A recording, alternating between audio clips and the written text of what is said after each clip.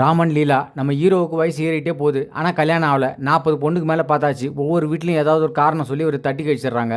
தன்னோட பிள்ளைக்கு இன்னும் கல்யாணம் ஆகலைன்னு நம்ம ஹீரோவோட அம்மா கஷ்டப்படுறாங்க. என்னை விரும்புகிற மாதிரி ஒரு பொண்ணு கிடைக்க மாட்டாளான்ட்டு இவர் பஸ் ஸ்டாண்டு, மார்க்கெட்டு, கோயில் குளம்னு தெரு தெருவா சுற்றிக்கிட்டு இருக்காரு. அப்போ உனக்கு இருக்கிற அதே பிரச்சனை தான் எனக்கும் அப்படின்ட்டு இவர் சொல்லவும், இவங்க 2 பேரும் நல்லா ஃப்ரெண்ட்ஸ் ஆயிடுறாங்க.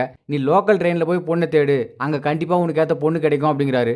உடனே நம்ம ஹீரோவும் லோக்கல் ட்ரெயினில் போக ஆரம்பிக்கவும் அங்கே ஒரு பொண்ணை பார்க்குறாரு. பார்த்த உடனே பிடிச்சி போகுது. அப்படின்னா டெய்லி இந்த பொண்ணு பார்வையில் படுற மாதிரி போய் நில்லு அப்படிங்கிறாரு இவரு. நம்ம ஹீரோவும் அதே மாதிரி நின்று 2 மாசமா பார்த்துக்கிட்டு இருக்காரு. இன்னைக்கு அவகிட்ட போய் உன் காலில் சொல்லு அப்படிங்கிறாரு இவரும் அதே மாதிரி சொல்லவும், நானும் உங்களை 2 மாசமா பார்த்துக்கிட்டு இருக்கேன், எனக்கும் உங்களை பிடிச்சிருக்கு அப்படிங்கிற இவங்க, ஆனால் ஒரு கண்டிஷன், நான் ஈவினிங் 6 மணிக்கு மேலே உங்க கூட எங்கேயும் வர முடியாது. நான் 6 மணிக்கெல்லாம் வீட்டுக்கு போயிடுவேன். எங்கள் வீட்டு ரொம்ப ஸ்ட்ரிக்ட்டு. 6 மணிக்கு மேலே உங்க கூட ஃபோனில் கூட பேச மாட்டேன். வேணா மெசேஜ் ஒன்றா பண்ணுறேன் அப்படிங்கிறாங்க.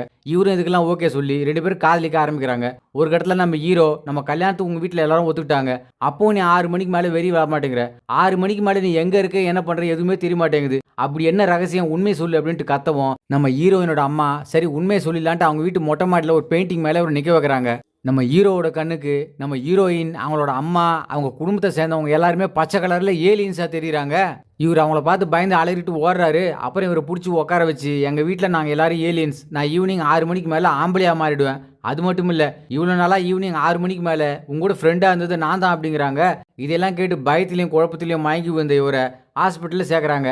நான் ஆம்பளையாக இருக்கும்போது எனக்கு பிடிச்ச ஃப்ரெண்டும் நீ தான், நான் பொம்பளையாக இருக்கும்போது எனக்கு பிடிச்ச லவ்வரும் நீ தான். உன்னை கல்யாணம் பண்ணிக்கணுங்கிற ஆசையில் தான் இதெல்லாம் பண்ணேன். நமக்கு ஒரு குழந்தை பிறந்தா அதுக்கப்புறம் நான் ஆனா மாறாமல் பெண்ணாகவே இருக்க வாய்ப்பு இருக்குது அப்படிங்கிறாங்க. இவரும் ஒரு வழியாக சமாதானமாகி கல்யாணத்துக்கு ஒத்துக்கிறாரு. 6 மணிக்குள்ளே கல்யாண ரிசப்ஷன் வேலையெல்லாம் முடிச்சிடலான்னு பார்த்தா லேட் ஆகிடுது.